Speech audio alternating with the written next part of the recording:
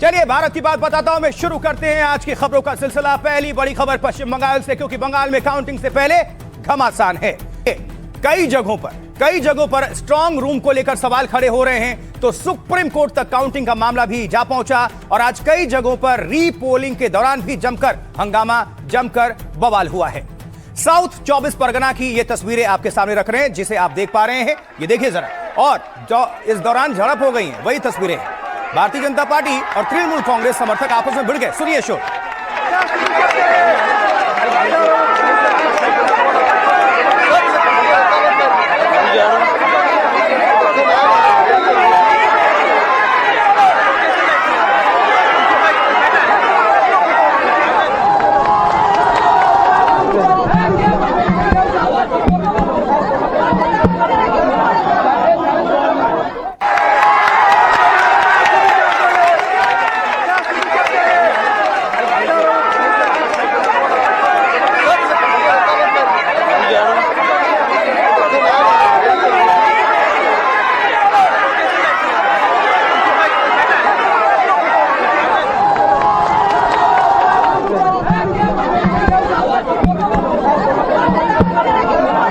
South 24 Pargana पश्चिम बंगाल की तस्वीरें। TMC और बीजेपी के कार्यकर्ता आपस में उलझ गए, ये झड़पें हुई, वहीं की तस्वीरें। जमकर नारेबाजी हुई, जिसका शोर आप सुन पा रहे हैं।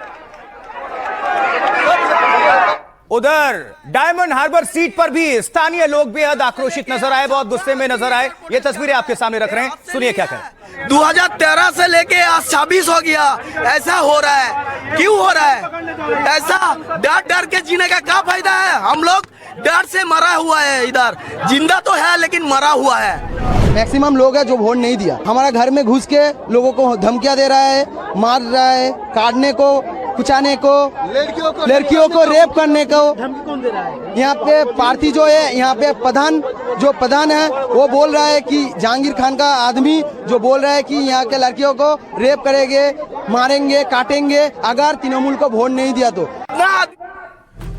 तो बहुत सारे आरोप लग रहे हैं। और इस आरोप के बीच इसके बाद मौके पर भारी संख्या में सुरक्षा बल को तैनात कर दिया गया, जिसकी तस्वीरें आप देख पा रहे हैं। और तब जाकर हालात पर किसी तरह नियंत्रण लाया जा सका।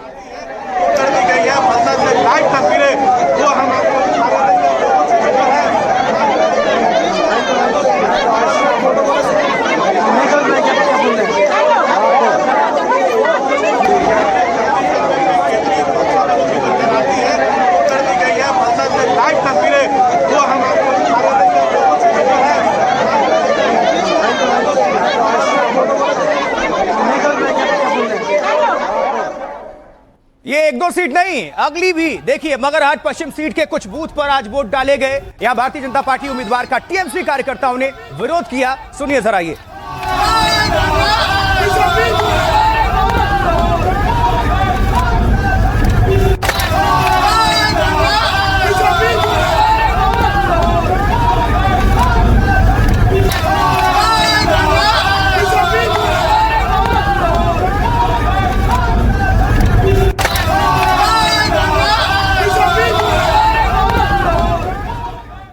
तो हर जगह सिर्फ चीख पुकार और शोर और नारेबाजी सुन रहे थे। एक और देखिए, कार्यकर्ताओं ने जय बंगाल के नारे भी लगाए, वो भी आपको सुनवा देते हैं, सुनिए जरा ये।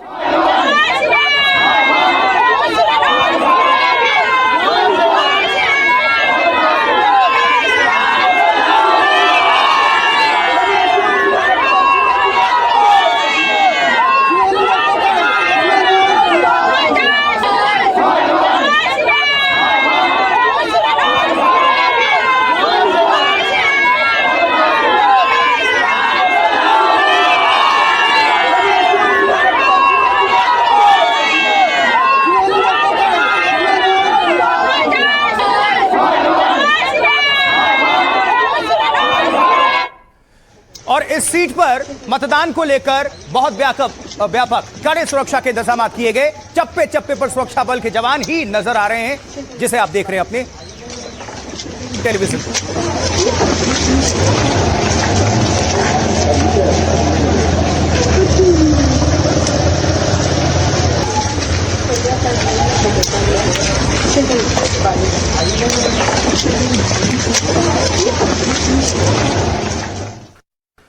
देखिए, वोटिंग को लेकर, मतदान को लेकर सुबह से ही मतदान केंद्रों पर लंबी लंबी कतारें देखने को मिल गई और उसी का परिणाम है कि जो ये हाई परसेंटेज वोटिंग आप देख रहे हैं, ये जनता निकली हुई है वोट करने। इस बार पश्चिम बंगाल चुनाव में रिकॉर्ड तोड़ मतदान हुआ है, चाहे पहले फेज की बात कर ले या दूसरे फेज की। और आज भी जब पुनर्मतदान हुआ, वहां पर भी आंकड़े बेहद दिलचस्प।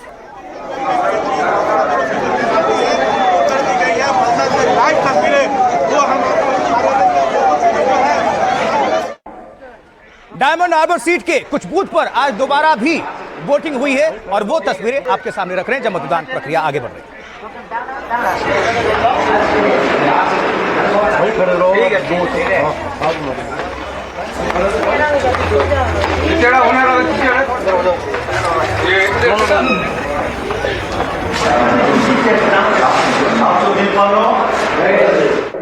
तो पुनर्मतदान की तस्वीरें आपके सामने हमने रख दी। कुछ और डिटेल्स, कुछ और तस्वीरें आपके सामने हम रखने जा रहे हैं, उस पर आप नजर डालिए, क्योंकि मतदान की निगरानी कोलकाता से रखी जा रही थी। हर बूथ की लाइव तस्वीरें वहां पहुंच रही थी। जैसे ये तस्वीर देखिए,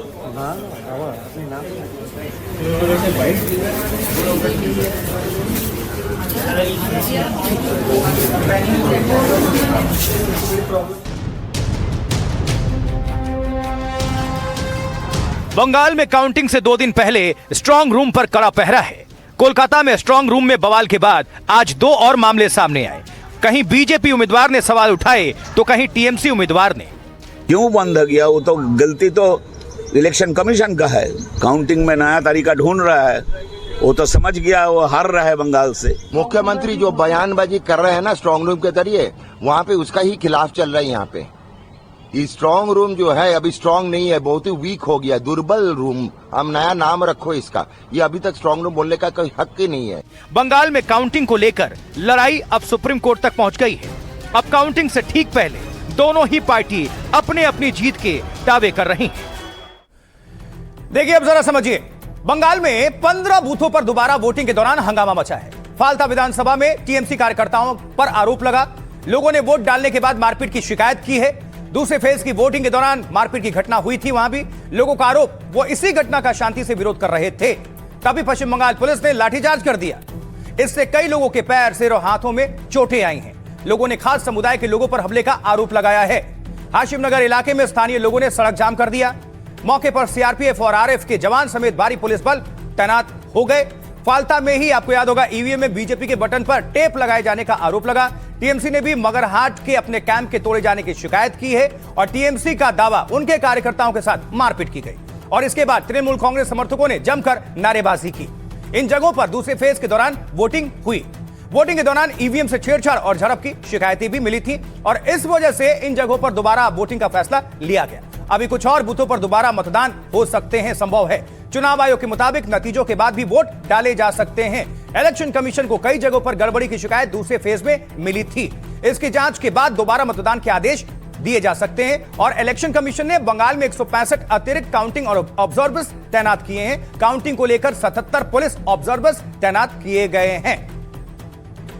तो मतदान के दौरान लोग बेहद गुस्से में, बेहद आक्रोशित नजर आए। आखिर किस पर वोटर्स का गुस्सा फूटा, सुनिए, देखिए। यहाँ पे पार्टी जो है, यहाँ पे प्रधान है वो बोल रहा है कि जहांगीर खान का आदमी जो बोल रहा है कि यहाँ के लड़कियों को रेप करेंगे, मारेंगे, काटेंगे अगर तृणमूल को वोट नहीं दिया तो। हमारा यहाँ पे मैक्सिमम लोग है जो वोट नहीं दिया। क्यों हमला किया? क्यों हमला किया? हमको काट रहा है, मार रहा है। क्यों? हमारे घर से निकल दिया क्या? क्यों निकल दिया? 4 तारीख के बाद उसको काट देंगे। इस तरह के वर्ड यूज कर, वो वांटेड हो गया, उसको काट कर पीस कर देंगे। चकदर ने सबको घर में ढुक के मारा है। ठीक, इस बार के वोट में भी हुआ है? हाँ, अगला बार में भी वैसा ही हुआ है। कितने साल हो गए आप वोट नहीं डाल पाए? 15 साल हो गया। इस बार वोट डाल पाए हैं क्या? डर के मारे ढाला है। सुबह में हम दुकान में काम कर रहा था, ठीक है, वो आकर टीएमसी हमको मारा, ठीक है, हमको बोला 5 साल के लिए दुकान बंद करने के बोला। क्यों पता नहीं। वो यहाँ पर 20-30 आदमी था, ठीक है, हमको बोला है तुम किस पर वोट दिया, हम 3 नंबर बोला है इसलिए घापा घाप दे रहा। देख के हिंदू लोगों के ऊपर ऐसा हो रहा है। क्यों? एक आदमी को क्यों पकड़ नहीं पा रहा है? ना आदमी इधर प्रोटेस्ट कर रहा है। ये आज से नहीं है, 2013 से लेके आज 26 हो गया। ऐसा हो रहा है, क्यों हो रहा है ऐसा? डर डर के जीने का क्या फायदा है? हम लोग डर से मरा हुआ है, इधर जिंदा तो है लेकिन मरा हुआ है। हम लोग का 15 साल से ऐसे जी रहा है। अब 15 साल से चुनाव नहीं हो रहा है, ये ऐसे छापा मार के जीत रहा है। धमकाया, वोट देने जा रहा है, किसी का पर्ची जो होता है वो पर्ची छीन लेगा। कितने लोग हैं यहाँ पर? बहुत से लोग हैं, बहुत विक्टिम है, वो गिनती में नहीं आएगा। तो हमने तमाम लोगों को सुनवाया जो उन्हीं की जुबानी उन्हीं की कहानी बयां कर रहे थे और बहुत सारे आरोप वो लगा रहे थे। कुछ और तस्वीरें आप सभी तक पहुंचाने जा रहे हैं, वो देखिए आप, क्योंकि रीपोलिंग यानी मतदान, पुनर्मतदान को लेकर सुबह सुबह मॉक ड्रिल भी किया गया, जिसकी तस्वीरें आप देख रहे हैं।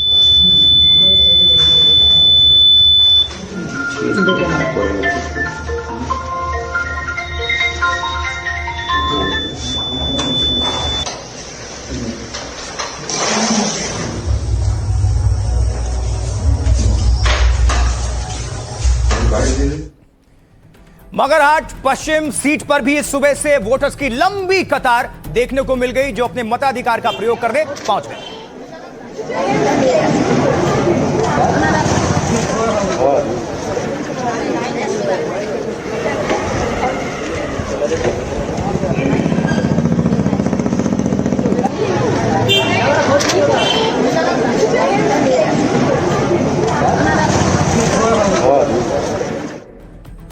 और अब आपको बता दें उन सीटों के बारे में, जान लीजिए जहां आज वोट डाले गए हैं। कुछ डिटेल्स आपके सामने हम रखने जा रहे हैं। देखिए, ममता के भतीजे अभिषेक का इससे क्या कनेक्शन है? डायमंड हार्बर और मगरहाट पश्चिम में 15 बूथों पर वोटिंग हुई। डायमंड हार्बर अभिषेक बनर्जी की लोकसभा की विधानसभा सीट है, जहां दूसरे फेज में वोटिंग के दौरान गड़बड़ी की शिकायत मिली थी और दोनों जगहों पर सुबह 7 बजे से शाम 6 बजे तक वोट डाले गए। मगरहाट पश्चिम सीट में रीपोलिंग के दौरान करीब 90% वोटिंग हुई है। डायमंड हार्बर विधानसभा सीट पर भी आंकड़ा 90% के पास रहा है। पहले और दूसरे फेज में पश्चिम बंगाल में रिकॉर्ड तोड़ वोटिंग हुई है। डायमंड हार्बर लोकसभा सीट पर टीएमसी का लगातार 4 बार से कब्जा है। अभिषेक बनर्जी यहां से लगातार 3 बार सांसद चुने जा चुके हैं। 2024 में अभिषेक की जीत का मार्जिन 7 लाख से ज्यादा था। टीएमसी का यहां की सारी सीटों पर क्लीन स्वीप का दावा है। लेकिन रीपोलिंग को लेकर सियासतदानों ने क्या कुछ कहा, किसने क्या कहा, किसकी क्या प्रतिक्रिया रही, सुनिए जरा उन्हीं को। मगरहाट वेस्ट में ठीक किया है ये लोग। डायमंड हार्बर में और भी ज्यादा बूथ में होना चाहिए था। 16 बूथ में हेराफेरी हुआ। हम लोग का 16 बूथ का डिमांड था, 4 बूथ में दिया है। हम लोग वेलकम कर रहा है। रीपोल हो रहा है, इस रीपोल में भी जनता जो है समझ भी जाएंगे कि जब 29 तारीख का निर्वाचन खत्म हुआ उसके बाद गैस के दाम फिर बढ़े, ये भी समझ उनको होगी। ऑटो के जो पीएनजी एलपीजी है, सबकी वृद्धि हुई। जैसा जैसा तृणमूल कांग्रेस ने कहा कि जब निर्वाचन वोटिंग खत्म होगा देखिएगा दाम बढ़ेगा, ये उनके सामने भी हो गया। अब वो वोट देंगे और जितना आप रीपोल कीजिए, फिर रीपोल कीजिए, फिर रीपोल कीजिए, तृणमूल कांग्रेस के पक्ष में ही वोट होगा। डायमंड हार्बर, मोगलाहाट, ऐसे बहुत सारे असेंबलीज पे, 3 असेंबलीज में 15 बूथों पर रीपोलिंग हो रहा है और मुझे तो लगता है ये संख्या बहुत कम है और फलता को लेकर अभी तक कोई डिसीजन नहीं आया। मालूम नहीं इलेक्शन कमीशन इसके बारे में क्या सोचेगा, क्या करेगा। जल्दी से जल्दी सारा इलेक्शन खत्म होकर 4 तारीख को जनता की राय आने दे, वही सबसे जरूरी है। इस प्रकार से वोटिंग होती है, ये सबको मालूम है। प्रयास हुआ था, सफल नहीं हो पाए, लेकिन जहां जहां इस प्रकार प्रयास हुआ है, डिस्टर्ब तो हुआ है, कंप्लेन आया, इसलिए शायद वहां रिपोलिंग हो रही है और होना भी चाहिए। जहाँ जहाँ इन लोगों ने टेप लगा दिया, वोट नहीं होने दिया, जहाँ जहाँ बटन पर इंक लगा दी, वोट नहीं होने दिया, वहाँ रीपोलिंग जो है वो बनती है और होनी भी चाहिए। पश्चिम बंगाल में तृणमूल कांग्रेस के कार्यकर्ता जागरूक है, इसलिए रीपोलिंग हो रहा है। जिस तरह से ममता बनर्जी और उनकी पार्टी चुनाव आयोग के भ्रष्ट कारोबार के साथ संघर्ष कर रही, तो उनको रीपोलिंग करनी पड़ी। भवानीपुर के बाद नॉर्थ 24 परगना में भी स्ट्रांग रूम में हेराफेरी के आरोप सामने आए। ऐसा आरोप लगाया गया, ये देखिए।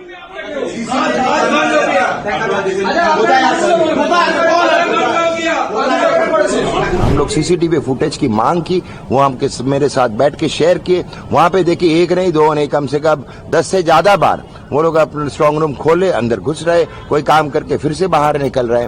ये हम लोग को लगा कि ये स्ट्रांग रूम अपना घर समझे वो लोग। इसका कोई सिक्योरिटी नहीं है, कोई सैंक्टिटी नहीं है। तो आखिर स्ट्रांग रूम को लेकर पश्चिम बंगाल में कई जगहों पर टेंशन क्यों है? सवाल ये, 12/7 सीट पर भी कुछ ऐसे ही आरोप लगे हैं। ये भी तस्वीर देखिए, ये भी हंगामा लगाया कि गाली गलौज।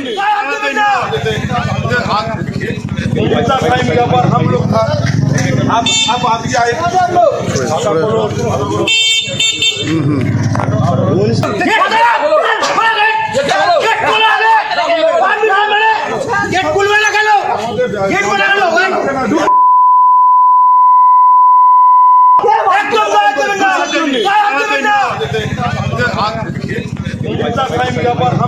लोकतांत्रिक शब्दों का उपयोग किया गया, नैतिक भाषा का उपयोग किया गया, वही वीप लगा हुआ है, आप समझ सकते हैं। और किस तरह से ये हंगामा हुआ आप देख पा रहे हैं। लेकिन अब सुनिए क्या बता रहे हैं टीएमसी के नेता और आखिर क्या शक हुआ, उन्हें सुनाते किया। उन लोगों को पास तो सीसीटीवी है, वो देख के बताए सबको, सभी कैंडिडेट को बताए क्यों बंद हो गया। वो तो गलती तो इलेक्शन कमीशन का है, काउंटिंग में नया तरीका ढूंढ रहा है। वो तो समझ गया वो हार रहा है बंगाल से, जितना बहुमत से जनादेश मिला टीएमसी का, कुछ नहीं कर पाएगा। तो स्ट्रांग रूम में हेराफेरी के आरोपों पर पश्चिम बंगाल के मुख्य चुनाव अधिकारी ने क्या कुछ कहा, यह भी सुनना चाहिए, सुनिए जरा। यहाँ पे 4 बजे टाइम निर्दिष्ट हुआ था, ठीक हुआ था, और डीओ जो है कोलकाता नॉर्थ, उसने इंफॉर्मेशन दे दी थी ऑल द पॉलिटिकल पार्टीज को एंड आरओज को। आरओज ने इंफॉर्मेशन दे दी थी all the candidates and political parties को। तो 4 बजे खुलना था, 4 बजे खुला वो।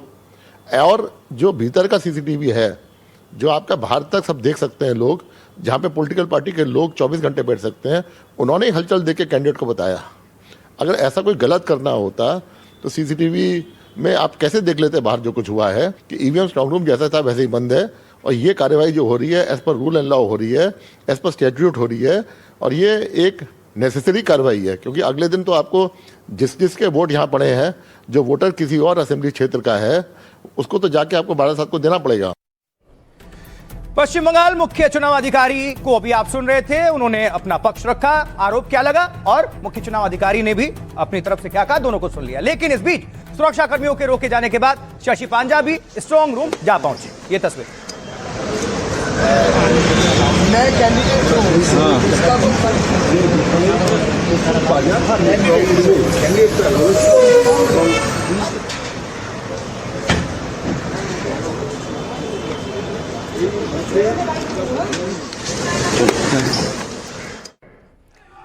और अब जो तस्वीर आपके सामने रख रहे हैं, देखिए ये एक पार्टी के समर्थकों ने दूसरे पार्टी के समर्थक पर चोर चोर के नारे लगा दिए। सुनिए जरा।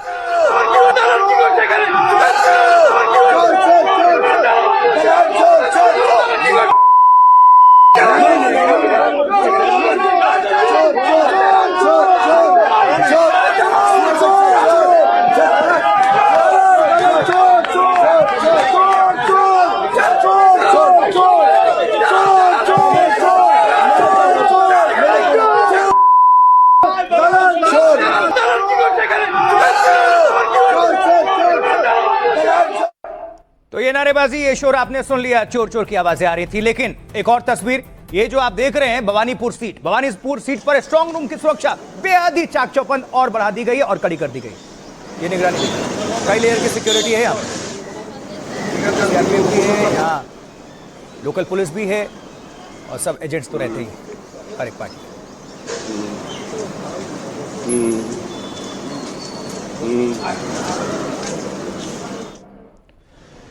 बैठकों का दौर जी, आज टीएमसी की बैठक भी हुई और इसके लिए अभिषेक बनर्जी रवाना हुए और इस बैठक में ममता बयान दिया है। ये पहले तस्वीर देख लीजिए, फिर आगे आपको बताएंगे।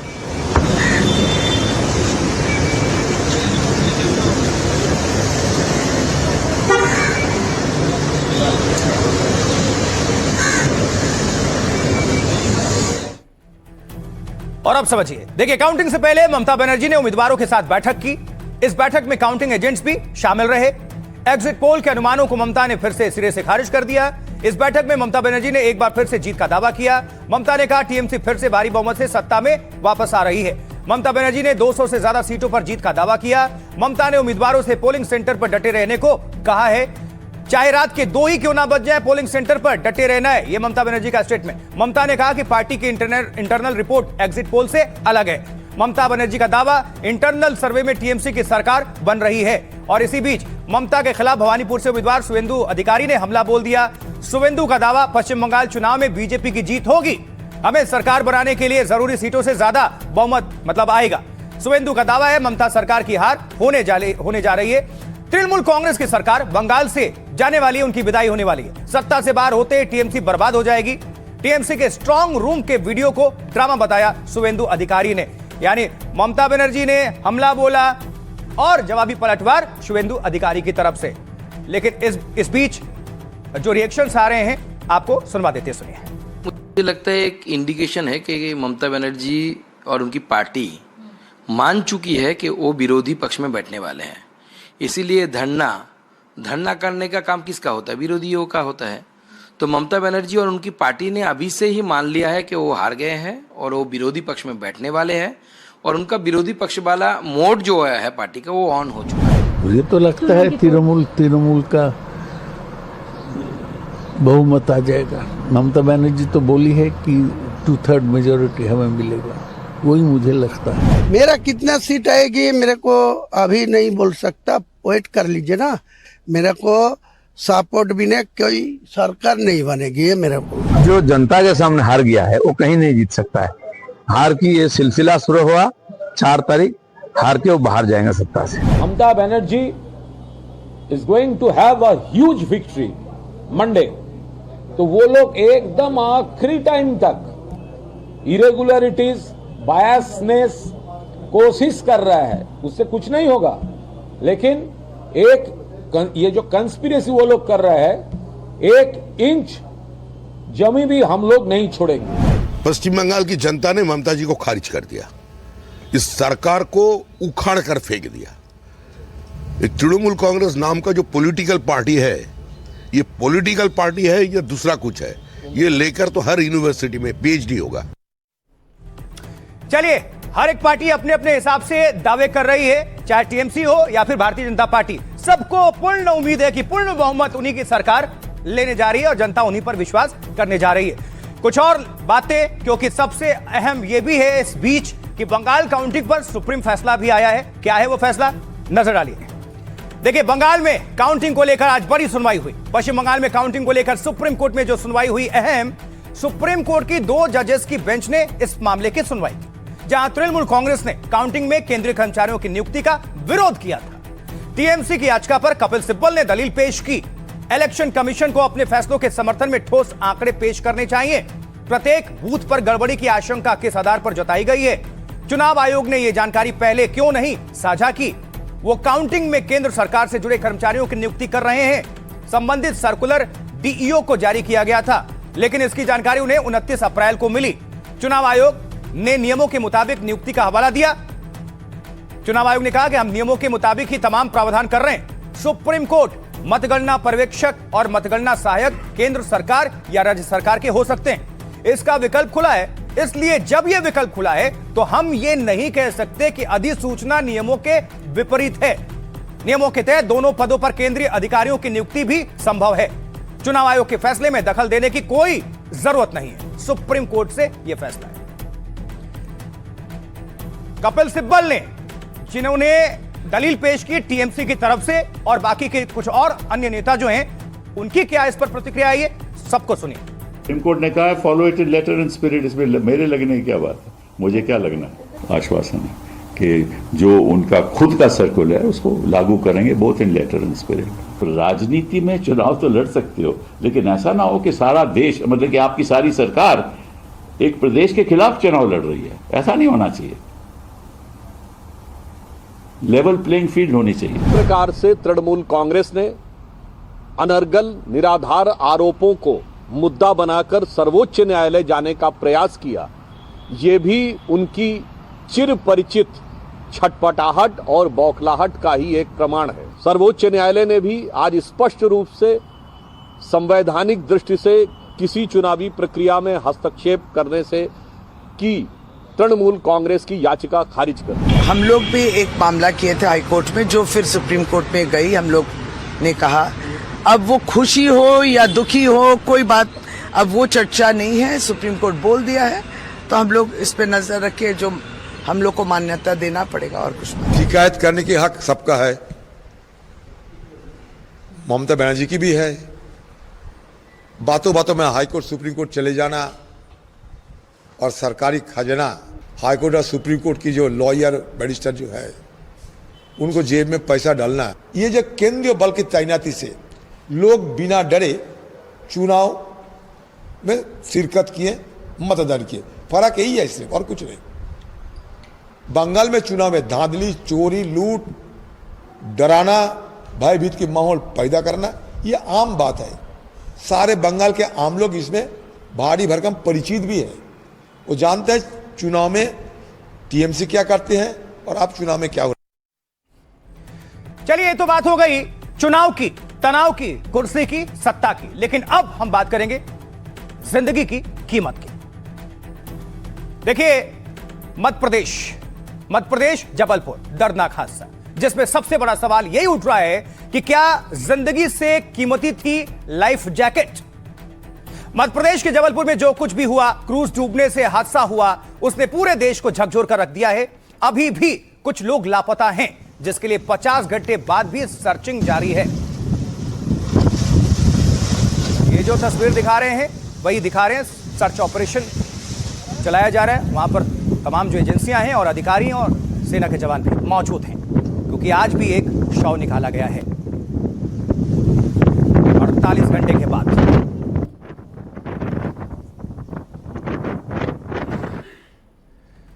देखिए, इस हादसे में सोनी परिवार का एक बच्चा भी डूब गया। ये देख रहे हैं आप, परिवार में मातम है और दुखों का पहाड़ टूट पड़ा है उन पर। वो लापता था, जिसके बाद से परिवार बच्चे की तस्वीर के सहारे बचने की दुआ करता रहा। लेकिन अब खबर आ रही है कि एक और बच्चे का शव मिला है। दुखद।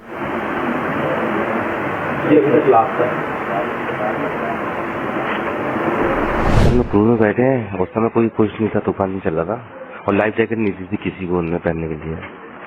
जब वो हादसा हुआ, जब तूफान आया, आंधी चली, पानी आया है, जब मैंने लाइफ जैकेट बुलवाई है तब वो बुलवाया है। और क्रूज उसके बाद थोड़ी देर बाद पलटी मार गया, पूरा घूम गया पलटी।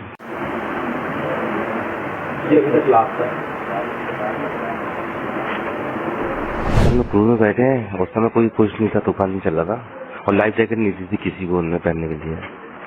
जब वो हादसा हुआ, जब तूफान आया, आंधी चली, पानी आया है, जब मैंने लाइफ जैकेट बुलवाई है तब वो बुलवाया है। और क्रूज उसके बाद थोड़ी देर बाद पलटी मार गया, पूरा घूम गया पलटी। देखिए, लाइफ जैकेट, ऐसी जैकेट जो लाइफ बचाए, इसलिए लाइफ जैकेट कहते हैं। और इसका असर क्या हुआ, ये जो तस्वीर देख रहे हैं, वाराणसी उत्तर प्रदेश की तस्वीर देख रहे हैं। लाइफ जैकेट को लेकर सख्ती बरती जा रही है, अधिकारियों की तरफ से अनाउंस भी हो रहा है। तो एमपी में क्रूज पलटी और कई लोगों की जिंदगी चली गई, तो उत्तर प्रदेश में प्रशासन हरकत में आ गया। बनारस में नाव और क्रूज में सबको हिदायत दी जा रही है कि लाइफ जैकेट जरूर पहने। योगी की पुलिस ने मोर्चा संभाला है।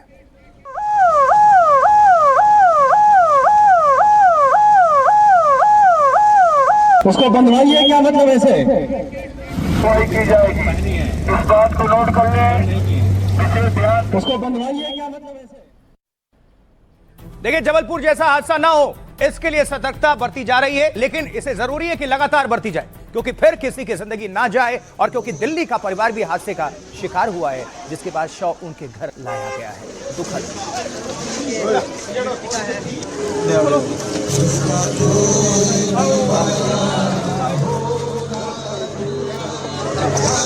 अब आप देख रहे हैं, इलाके के जितने भी लोग हैं वो वहां पर आए और सबकी आंखें जो हैं गमगीन हैं, हर आंख नम, क्योंकि इस परिवार पर दुखों का पहाड़ टूट पड़ा। जो मौज मस्ती पिकनिक के लिए गए थे, घूमने के लिए गए थे, अपने बच्चों की खुशी के लिए गए थे, वही बच्चा जिंदगी हार बैठा, जिंदगी की जंग। अब इसमें किस की गलती, लेकिन सवाल ये बच्चा छोड़ गया, किसकी क्या गलती। ऑर्डिनेंस फैक्ट्री में काम करने वाले कामराज का परिवार भी हादसे का शिकार हुआ है। और देखिए, जिसके बाद उनके शव तमिलनाडु में उनके पैतृक गांव पहुंचाए गए हैं। ये एम्बुलेंस महिला है ना, शांति, ये गमगीन चेहरे, कि जबलपुर एमपी में जो कुछ भी हुआ।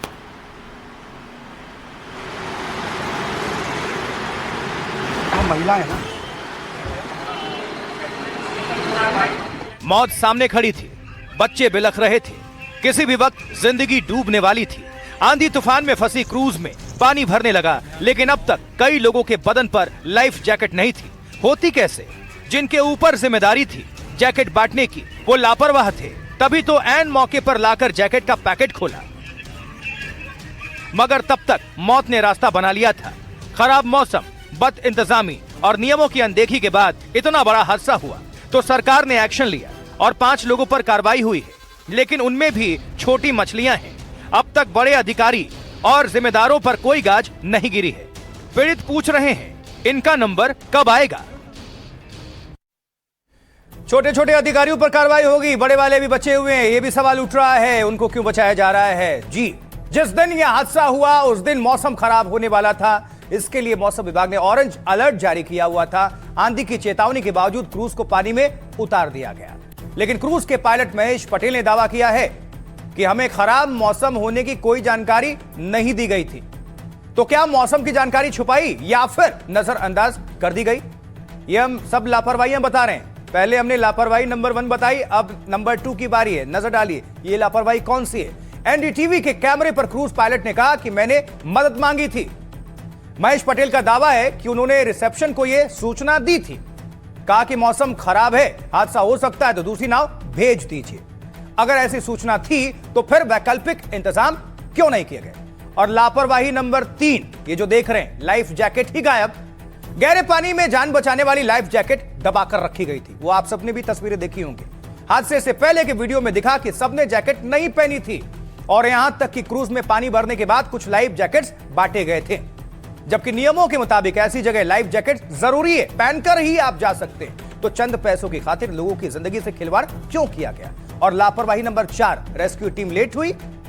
सूत्रों के मुताबिक शाम 6:15 पर क्रूज डूबने की सूचना मिली थी और इसके बावजूद पहली रेस्क्यू टीम 6:40 पर रवाना हुई।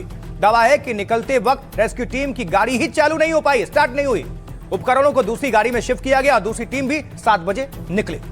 आपात स्थिति में भी इसी देरी और लापरवाही से कई जिंदगियां जो बचाई जा सकती थी शायद नहीं बची। और अब लापरवाही जो हुई भारी, एक्शन जारी है अभी भी, लेकिन क्या क्या एक्शन है देखिए। लापरवाही से 10 लोगों की जिंदगी खत्म तो सरकार हरकत में आई। क्रूज पायलट, हेल्पर और टिकट काउंटर प्रभारी को हटाया गया। होटल मैकल रिसोर्ट और बोट क्लब बर्गी के मैनेजर पर भी गाज गिरी है। सुनील मरावी को भी लापरवाही के आरोप में निलंबित किया गया है। रीजनल मैनेजर संजय मल्होत्रा को मुख्यालय अटैच करके जांच शुरू की गई है। सरकार ने विस्तृत जांच के लिए उच्च स्तरीय समिति गठित की है, जिसमें 3 बड़े अधिकारी होंगे जो हादसे की जांच करके रिपोर्ट सौंपेंगे। ये कुछ एक्शन, लेकिन अभी भी मांग हो रही है कि छोटे वाले पर गाज क्यों गिरी, बड़ों को क्यों नहीं? एनडीटीवी संवाददाता अनुराग द्वारी ने ग्राउंड जीरो पर उस क्रूज पायलट से सच उगलवाया या जानने की कोशिश की जो हादसे के वक्त क्रूज चला रहा था। आपको सुनवा देते हैं क्या कुछ कहा गया है। ऐसे निकला तो मौसम सही था, ठीक है, हल्की हल्की हवा चल रही थी। जैसे ही मैं वहाँ पहुँचा हूँ, इसी लहर थोड़ी तेज हुई तो मैं मोड़ दिया बोट। जब वहाँ से बोट मोड़ा तो तूफान एकदम से इतना तेज आया कि वेव्स मतलब इतनी बड़ी बड़ी वेव्स थी। तो वेव्स में वो पानी भरना शुरू हुआ। फिर मैं बोट मोड़ा तो सामने अपना वो बना हुआ है, क्या बोलते हैं, ब्रिज टाइप का, उससे बोट टकराने वाली थी। वहाँ जैसे जैसे बोट मोड़ी हूँ मैंने और पानी एकदम से बोट में भर गया। जैसे बोट में पानी भरा तो मैंने फोन लगाया अपने रिसेप्शन, सर बोट में पानी भर गया, छोटी बोट में भेज दीजिए, कहीं भी कुछ हादसा हो सकता है। और उससे पहले मैं लड़कों को बोल दिया था सर सबको लाइफ जैकेट पहना दीजिए। अब सभी कुछ लाइफ जैकेट पहन चुके थे। बच्चों की याद आती है जो आपकी क्रूज में सवार थे और जो नहीं रहे? सर रात दिन वही देखते हैं, मुझे तो उन्हीं की तस्वीर नजर आती है। यहाँ तक पानी आ गया था, तभी लाइफ जैकेट देने लग गए थे और बोट पूरा डूब गया था। मुझे पता ही नहीं चला कि हम लोग कब बाहर आए। वो पायलट पहले ही कूद गया था। अच्छा, कितनी देर ये सब होता रहा? 10 सेकंड तक था, उसके बाद डूब गया था। आपको लाइफ जैकेट किसने दिया था? एक अंकल ने दिए थे। इतनी जिंदगियां खत्म हुई तो विपक्ष को भी सरकार पर निशाना साधना, हमला बोलने का मौका मिला। आइए जरा कुछ बताते हैं आपको, क्योंकि लापरवाही हुई, एक्शन हुआ और फिर सो रही है। तो लापरवाही पर एक्शन तो शुरू हुआ, लेकिन कल मोहन यादव मुख्यमंत्री मध्य प्रदेश खुद घटनास्थल पर पहुंचे थे। उन्होंने जांच के आदेश जारी किए, मगर लापरवाही पर विपक्ष सरकार को घेर रहा है।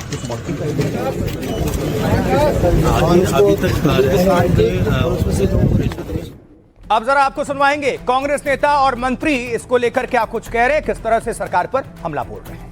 ये पूरा मामला प्रशासनिक लापरवाही का मामला है।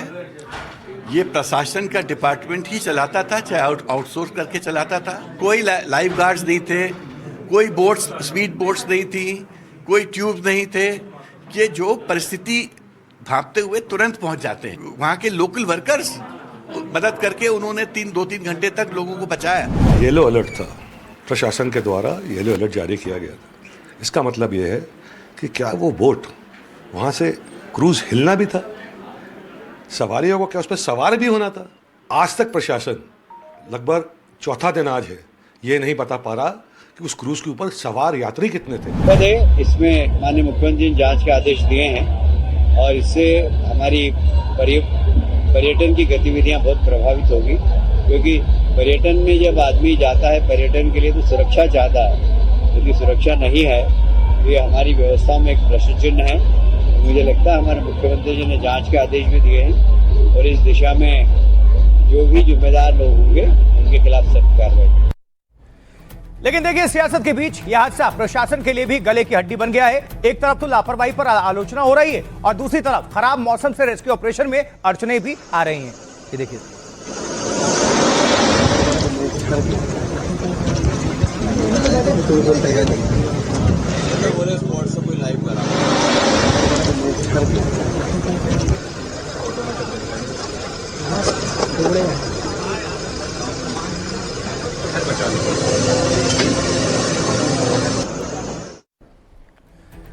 अब जरा ये समझिए कि कैसे ये सर्चिंग ऑपरेशन चुनौती बन गया है। जरा समझते हैं। हादसे के 50 घंटे बाद भी रेस्क्यू ऑपरेशन पूरा अभी तक नहीं हुआ है। यहां सेना के साथ एनडीआरएफ और एसडीआरएफ भी ऑपरेशन में डटे हुए हैं। पुलिस, प्रशासन और स्थानीय नाविक भी तलाशी में लगे हुए हैं। डैम में कई नावों के जरिए लापता लोगों की सर्चिंग की जा रही है, क्योंकि एक और शव मिल चुका है 48 घंटे के बाद और मरने वालों की तादाद हो गई है 10।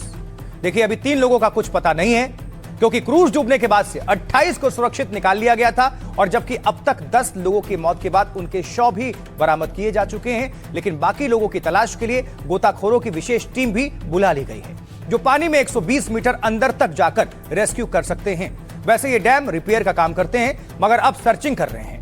मगर तूफान के बीच रेस्क्यू ऑपरेशन एक चुनौती बना हुआ है, क्योंकि दोपहर में बरगी बांध के पास मौसम बेहद खराब हो गया था और अचानक तेज हवाएं चलने लगी और आंधी से हालात बिगड़ गए और इससे डैम में उठती ऊंची लहरों से सर्चिंग में परेशानी होने लगी। प्रशासन के मुताबिक कई बार रेस्क्यू ऑपरेशन को रोकना पड़ा। हालांकि सुबह से डैम में सर्चिंग का दायरा भी बढ़ाया गया है। इसी बीच बरगी डैम में मगरमच्छ होने की आशंका भी जताई गई, लेकिन मध्य प्रदेश पर्यटन अधिकारियों ने इसे नकारा है।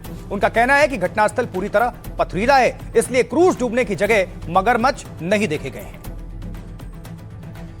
तो जबलपुर के कलेक्टर से हमारे संवाददाता अनुराग द्वारी ने बातचीत की है, सुनवाते हैं। 40 घंटे के बाद बॉडीज फ्लोट करती हैं, तो इधर मतलब उस तरीके से आ सकते हैं। हम लोग एहतियात के तौर पे ये कर रहे हैं कि एक बार पूरा थॉरली इसको मॉप अप कर लें। कहीं अगर चट्टान वगैरह में दबा हुआ हो, कहीं ये मतलब किसी कारण से ऑब्स्ट्रक्शन हो, तो वो उसको हटा के उसको ट्रेस कर लें। लगभग 120 मीटर तक हम लोग गए थे कोस्ट से। अभी जो ये एक और मतलब इंडियन आर्मी वाले तो लगातार कर ही रहे हैं जगह जगह जाके, और मोटा मोटी इन्होंने काफ़ी एरिया कवर किया है। अभी एक कुछ और भी हम लोग तरीका सोच रहे हैं। हमारे पास डीप डाइवर्स आए हैं रिपेयर के लिए, उनको लगा रहे हैं। डैम के जो हमारे वो काम है, रिपेयर मेंटेनेंस एक रूटीन काम है, चलता रहता है, तो वो डीप डाइविंग करके और उसका सेफ्टी इत्यादि देखते रहते हैं। तो वो लोग आए हुए हैं, तो उनको भी हम इसमें एंगेज कर रहे हैं। जबलपुर के कलेक्टर को भी आप सुन रहे थे। कुछ और जानकारी, कुछ और तस्वीरें आप सभी तक पहुंचा देते हैं, क्योंकि इसके माध्यम से आप समझिए। देखिए, हम सब जानते हैं कि क्रूज सिर्फ जबलपुर तो नहीं बल्कि देश में कई जगहों पर चलती हैं, और ये तस्वीरें वाराणसी की आप देख रहे हैं, जहां गंगा नदी में मोटर बोट से लेकर छोटी और बड़ी कई क्रूज चलती हैं।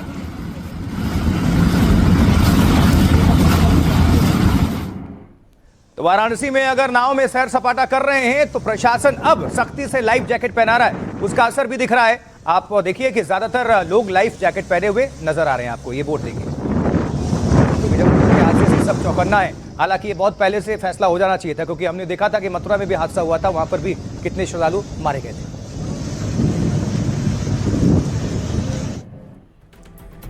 और जो लोग हादसे के बाद भी सबक नहीं ले रहे, उनके खिलाफ कार्रवाई भी की जा रही है। दिखाते हैं आपको कि कैसे योगी की पुलिस बिना लाइफ जैकेट नाव में बैठने वालों को ढूंढ रही है। सावधान रहिएगा।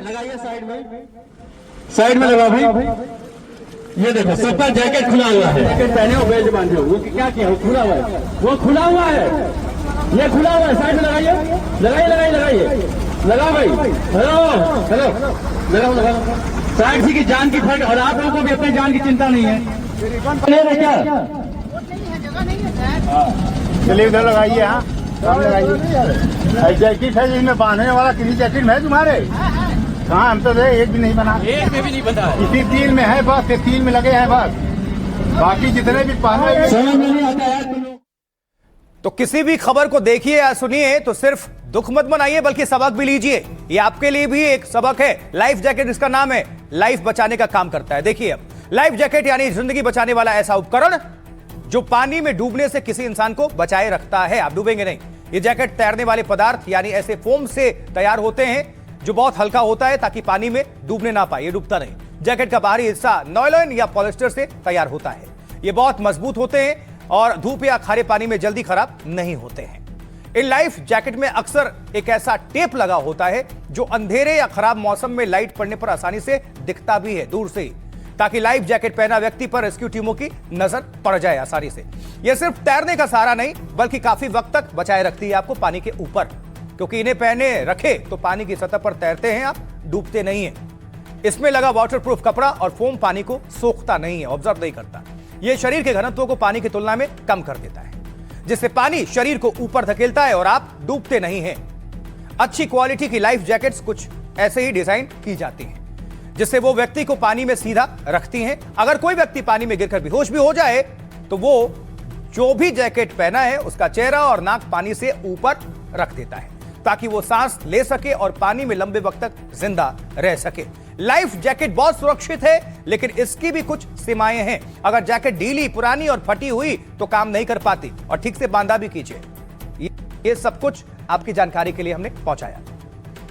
अब सुनवाते हैं आपको वाराणसी में नाव चलाने वाले और सैलानी क्या कुछ कह रहे हैं, साथ ही पुलिस ने उनको क्या दिशा निर्देश दिए हैं, सुनिए। उस घटना को देख के तो हम लोगों के रोंगटे खड़े हो गए हैं। फिलहाल हमारे समाज के लोग इस घटना से बहुत ही ज़्यादा दुखी भी हैं, और हम लोग उस घटना की वजह से, उससे पहले से भी हम अपने जितने भी सवारियों को अपने नाव पर बैठाते हैं, उन नाव हर एक व्यक्ति को लाइफ जैकेट के बगैर अपने नाव को यहाँ से प्रस्थान नहीं करते हैं। अभी लाइफ जैकेट आप देख ही रहे हैं, जहाँ भी बहुत सारा हादसा हो रहा है कि लाइफ जैकेट के बिना तो सिक्योर नाव में चढ़ना ही नहीं चाहिए, बोट कोई भी हो। लाइफ जैकेट लाइफ के लिए बहुत जरूरी है। बिना लाइफ जैकेट के में जो है कि नाव वाला बैठाते हैं और न यात्री को बैठना चाहिए। अगर कोई डूब जाए तो हेल्प करता है, ये हमारे लिए बहुत सेफ है, इसलिए लाइफ जैकेट पहनना चाहिए। बहुत स्विमिंग के लिए यूजली होता है, जो स्विमिंग जिसको नहीं आता है वो उसको पहन के जा सकते हैं, आराम से सेफ होकर सेफ सकते हैं। नाव पर श्रद्धालु बैठे हैं, सभी को लाइफ जैकेट पहनाएं, प्रॉपर तरीके से पहनाएं, साथ साथ में ओवरलोडिंग ना करें, ओवर स्पीडिंग ना करें। साथ साथ में श्रद्धालुओं से भी अनुरोध किया जाता है कि वे भी लाइफ जैकेट पहने। तो लगातार पेट्रोलिंग की जा रही है और सेंसिटाइज भी किया जा रहा है, लेकिन कई बार चेतावनी देने के बावजूद जिन नाविकों के द्वारा लापरवाही बरती जा रही है, श्रद्धालुओं को जैकेट नहीं पहनाया जा रहा है, उनके खिलाफ कार्रवाई भी की जा रही है। सघन चेकिंग की गई है, जिसमें 2 दर्जन से ज़्यादा नावों को सीज किया गया है और FIR भी पंजीकृत कराई गई है। और देखिए, कुछ चीजें हमें भी समझने की बहुत जरूरी है, क्योंकि सिर्फ सरकार, शासन, प्रशासन की जवाबदेही और जिम्मेदारी नहीं होती हमें बचाने के लिए। हमारा भी कुछ कर्तव्य, अपनी जिम्मेदारी है कि खुद को कैसे सुरक्षित रखें। ये तो बात हो गई जबलपुर हादसे की। अब बात हम करेंगे आपदा में सचेत करने वाले सिस्टम की, क्योंकि ये बहुत जरूरी है, जो आपको मुसीबत से बचाएगा। आज आपके पास भी एक मैसेज आया होगा और आवाजें आई होंगी, और तब तक लगा होगा कि ये क्या हो रहा है। देखिए, आज अचानक लोगों के मोबाइल घनघनाने लगे, जिसे देखकर और सुनकर कोई परेशान भी कुछ लोग हो गए। आखिर सायरन क्यों बज रहा है, लेकिन ये भी हमारी सेफ्टी के लिए बज रहा है। भारत ने स्वदेशी तकनीक का उपयोग करते हुए सेल ब्रॉडकास्ट सेवा शुरू की है, जिससे नागरिकों को आपदा की तत्काल सूचना मिल सकेगी। सतर्क नागरिक, सुरक्षित राष्ट्र, इस संदेश को प्राप्त करने पर जनता को कोई कार्रवाई करने की आवश्यकता। तो दरअसल केंद्र सरकार एक ऐसा सिस्टम लेकर आ रही है, या लेकर आ रही है मतलब तैयारी पूरी है, जो आपको किसी आपदा के वक्त तुरंत अलर्ट मैसेज पहुंचा देगा, अलर्ट कर देगा। एक साथ करोड़ों लोगों को सूचना देने वाले सचेत सिस्टम की टेस्टिंग की गई आज दिल्ली में। खुद केंद्रीय संचार मंत्री सिंधिया ने इसे बटन दबाकर हरी झंडी दी है। वो तस्वीर सरकार की प्रतिबद्धता को दर्शाती है। और अब देखिए, आज सुबह आपके भी जो मोबाइल पर, हम सभी के मोबाइल पर, पूरे भारतवासियों के मोबाइल पर क्या मैसेज आया, यही मैसेज इस पर लिखा हुआ है इंग्लिश हिंदी दोनों में। ये आप देखिए जरा। और साथ ही सबसे कि पैनिक नहीं होना है, ये मोबाइल पर जो मैसेज आया ये टेस्टिंग है कि अगर कोई आपदा, कुछ भी ऐसा होता है, आपातकालीन सिचुएशन, अगर केंद्र सरकार को, अगर सरकार को मैसेज भेजना हो, पूरे देश को अलर्ट करना हो सबको, तो इस तरह से किया जा सकता है एक साथ।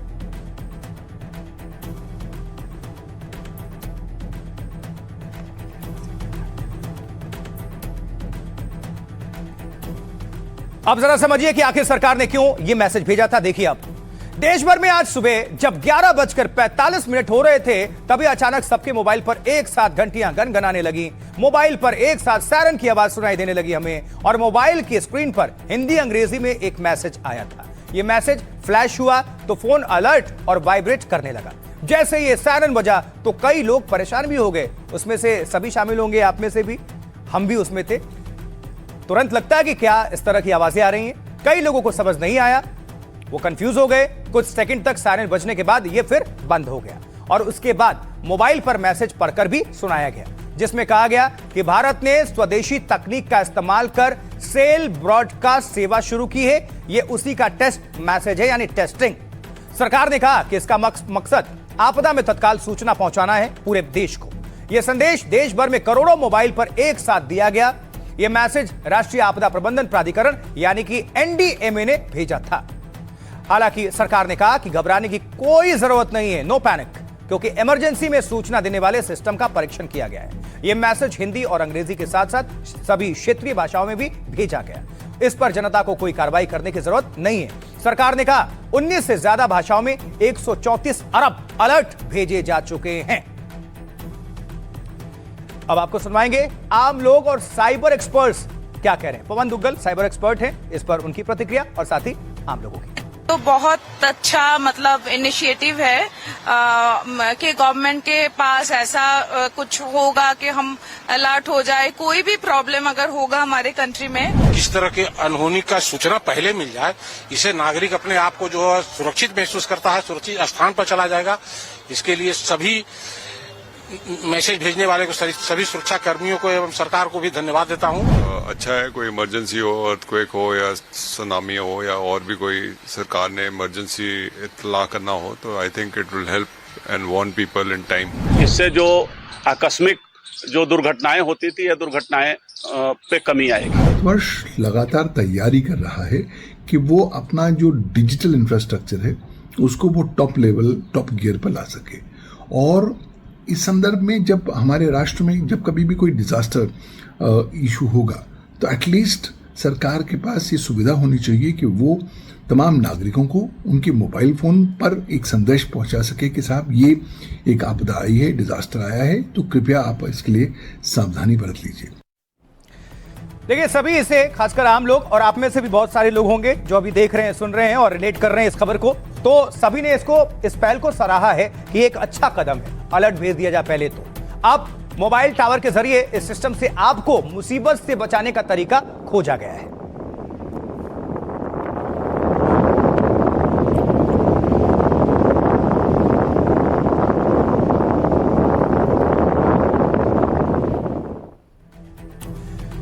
सरकार ने जिस ट्रायल के तहत ये अलर्ट मैसेज भेजे हैं, उस सिस्टम को सरकार ने सचेत नाम दिया है।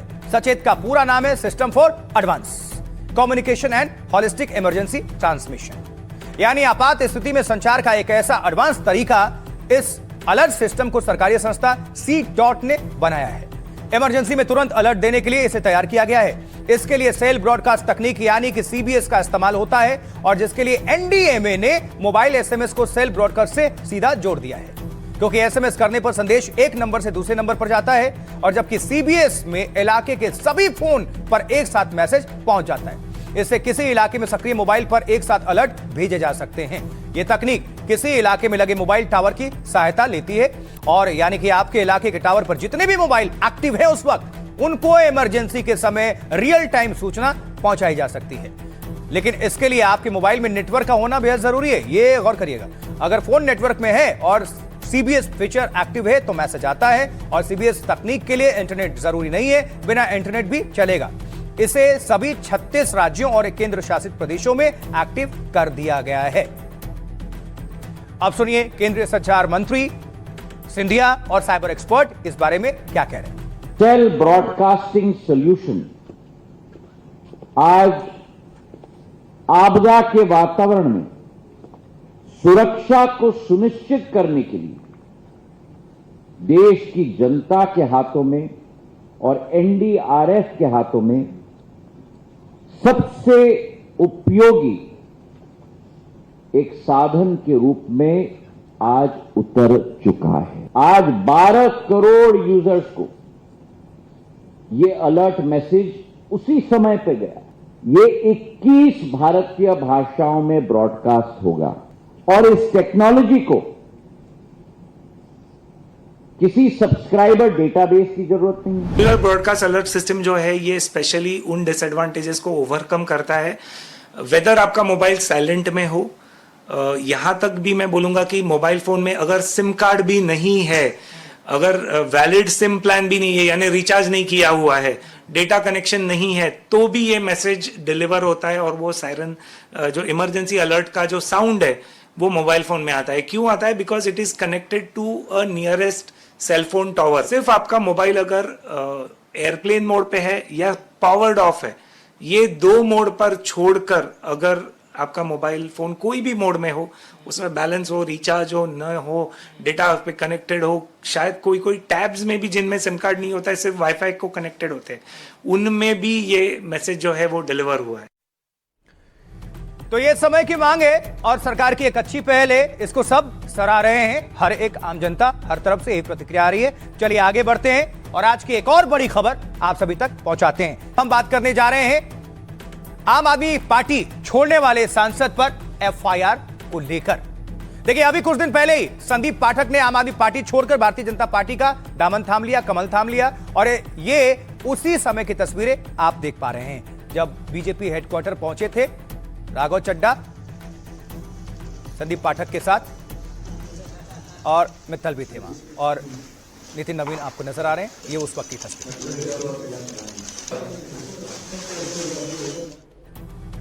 संदीप पाठक की ये जो तस्वीर है आज सामने आई जब कहा गया कि राज्यसभा सांसद पिछले दरवाजे से निकलकर गाड़ी से चले गए। कहा जा रहा है कि केस दर्ज होने के बाद वो पिछले दरवाजे से निकल गए। Sir Punjab police, sir Sandeep sir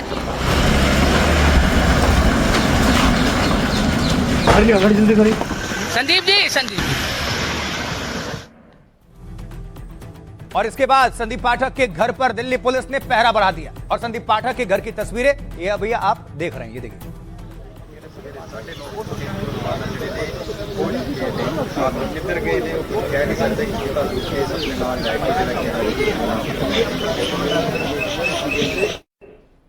अब जल्दी से आपको बता देते हैं कि ये पूरा मामला क्या है।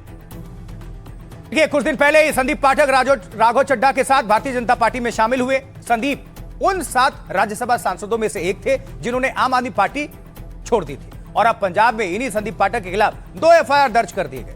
ये दोनों एफआईआर भ्रष्टाचार और महिला उत्पीड़न से जुड़े मामलों को लेकर बताए जा रहे हैं। कमाल की बात यह है कि जब तक आम आदमी पार्टी में थे तब तक एफआईआर नहीं किया गया, जैसे पार्टी छोड़ी बीजेपी में आए एफआईआर दर्ज। अब पुलिस सूत्रों के अनुसार गैर जमानती धाराओं में केस दर्ज किया गया है। ऐसे में गिरफ्तारी होती है तो फिर उन्हें तुरंत जमानत नहीं मिल पाएगी। केस दर्ज होने के बाद वो घर के पिछले दरवाजे से निकल गए। हालांकि पंजाब पुलिस की तरफ से अभी कोई प्रतिक्रिया इसको लेकर सामने नहीं आई है।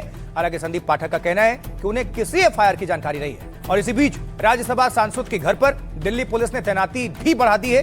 माना जा रहा है कि अगर पंजाब पुलिस गिरफ्तारी की कोशिश करती है तो दिल्ली पुलिस और पंजाब पुलिस में टकराव की नौबत आ सकती है। फिलहाल आप आम आदमी पार्टी छोड़ने वाले संदीप पाठक पर पंजाब पुलिस ने एफआईआर दर्ज की है। लेकिन अब आपको सुनवाते हैं इस मामले पर नेताओं ने क्या कुछ कहा है, कौन क्या कह रहा है, सुनते हैं। केजरीवाल का जब किला ढह रहा है और पंजाब की जनता भी उनसे बहुत नाराज है, तो इस प्रकार का रवैया की पुलिस भेज देंगे, FIR कर देंगे, जेल डाल देंगे।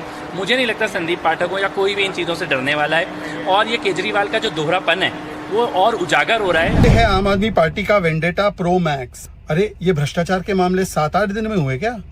अगर पहले से आपके पास तथ्य था तो ऐसे व्यक्ति को रखा क्यों था पार्टी में, और पहले FIR क्यों नहीं हुई?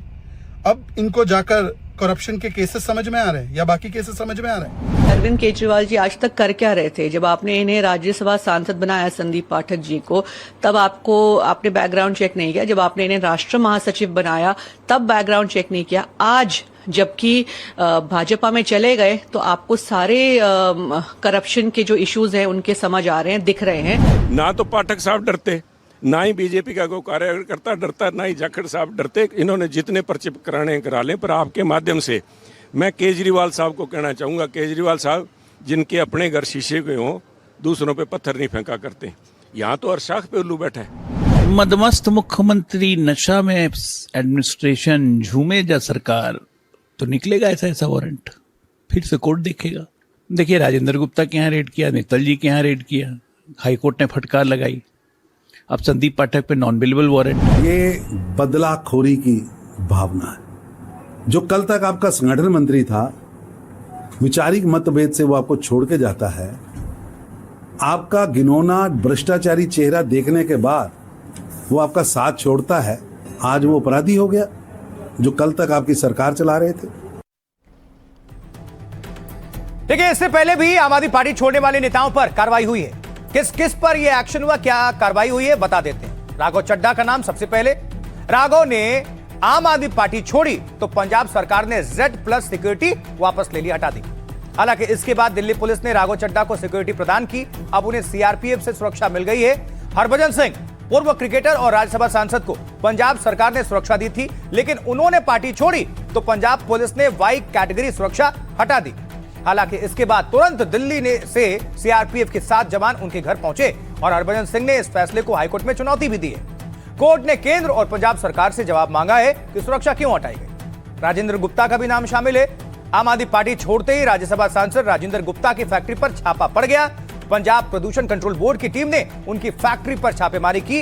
इस कार्रवाई को राजेंद्र गुप्ता ने भी पंजाब हरियाणा हाईकोर्ट में चुनौती दी, जिसके बाद अदालत ने किसी तरह की भी कार्रवाई पर रोक लगा दी। और अब आगे बढ़ते हैं, क्योंकि एक और बड़ी खबर आप सभी तक पहुंचाने की बारी है। और वो कौन सी खबर है आपको बता देते हैं, क्योंकि अब हम दिखाएंगे करोड़ों का घोटाला, चपरासी का खेला। देखिए जरा, ये समझिए। पीलीभीत के DIOS ऑफिस में ये बंदा तैनात है। इसके कारनामे आगे आप सभी तक हम पहुंचाने जा रहे हैं। यह तस्वीर इल्हाम की है, जो DIOS ऑफिस में तैनात था और पिछले 8 सालों से यह फर्जीवाड़े में लगा था। खुलेआम फर्जीवाड़ा कर रहा था। ये कैसे? इल्हाम ने करोड़ों रुपए अपनी बीवी, सास, साली समेत कई रिश्तेदारों को भेजे थे, जिसे लेकर 7 महिलाओं को पुलिस ने गिरफ्त में लिया है। यूपी में चपरासी का घोटाला जब सामने आया, हर कोई हैरान रह गया। DIOS दफ्तर में फाइलें उठाने वाले चपरासी के खेल ने बड़े बड़े अधिकारियों को चक्कर में डाल दिया है। तीनों पत्नी, सास, साली समेत ससुराल के कई रिश्तेदारों को उसने बिना भर्ती ही टीचर, बाबू और ठेकेदार बना दिया।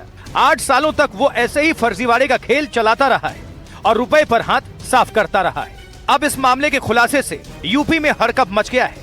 DM से लेकर DIOS तक फुल एक्शन में आ गए हैं। 8 साल से खेला चल रहा था। समझिए जरा, ये कहने को चपरासी लेकिन करोड़ों। समझिए आप, पूरी डिटेल्स आपके सामने। घोटाले की शुरुआत 8 साल पहले हुई, जब इल्हाम DIOS ऑफिस पहुंचा। यहां इल्हाम को सैलरी और वित्तीय लेन देन से जुड़े कामों में लगा दिया गया, जहां तकनीकी खामी का फायदा उठाकर उसने बड़ा फर्जीवाड़ा को अंजाम दे दिया। पत्नी, साली, सास समेत ससुराल के कई लोगों को उसने फर्जी सैलरी भेज दी। 8 सालों में करोड़ों रुपए अपने रिश्तेदारों के बैंक खातों में ट्रांसफर कर दिए भाई ने। फरवरी में एक बैंक मैनेजर को शक हुआ तो पूरे मामले का खुलासा हुआ तब जाकर। तो दरअसल इल्हाम की पहली पत्नी के खाते में अचानक 1 करोड़ रुपए गिरे। इतना ज्यादा सरकारी पैसा आने पर मैनेजर ने DM से शिकायत कर दी और फिर DM ने 3 सदस्यीय कमेटी से जांच कराई तो पूरा मामला खुल गया।